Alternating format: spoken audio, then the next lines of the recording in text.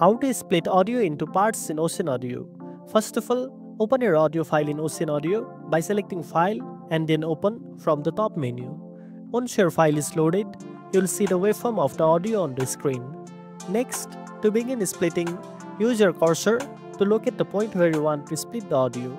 To get a closer look, use your mouse wheel to zoom in or click on the zoom options at the top right corner.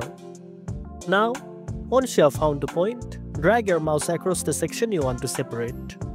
Once the section is highlighted, right-click and select Cut or use the shortcut Ctrl+X. This will remove the selected part from the original audio.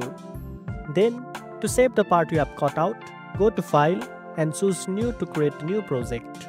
You can then paste the audio part by pressing Ctrl+B into the new file. Repeat these steps for other parts you want to split.